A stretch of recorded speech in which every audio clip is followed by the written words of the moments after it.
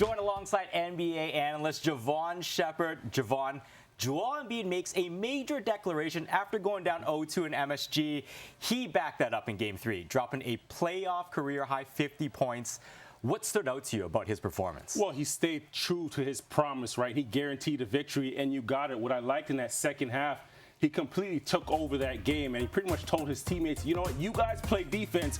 I'm going to take care of everything on the offensive end. He had 37 points in the second half, and what was impressive about that is how hot he got from the perimeter, taking tough threes, and some of them were contested, but only took one shot in the paint in that second half and really got himself going. 50 points, 8 rebounds on 68%.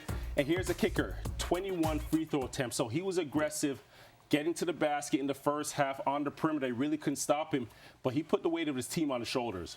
It was reported after the game that he was treated by the team for a mild case of Bell's palsy, a condition where essentially half of your face is paralyzed. How does that speak to his toughness playing through something like that? I think where Joel Embiid is concerned, there's been a lot of discourse in terms of his toughness and him flopping. And not just in his case alone, I think we have to give a lot of these players a lot more credit for playing through things, right? Oftentimes we don't know what they're going through.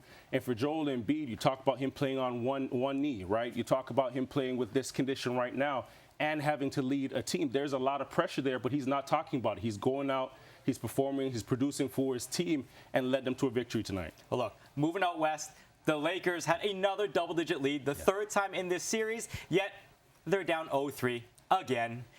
Is this the beginning of the end for the AD-LeBron era of the Lakers? I think, we're undermining the Denver Nuggets by saying that that team is the reigning, NBA champion. They finished second in the West, so we have to give them a bit more credit. They're supposed to be doing this right now. But where the Lakers are concerned, yes, there's a lot of pressure on AD. There's a lot of pressure on LeBron James.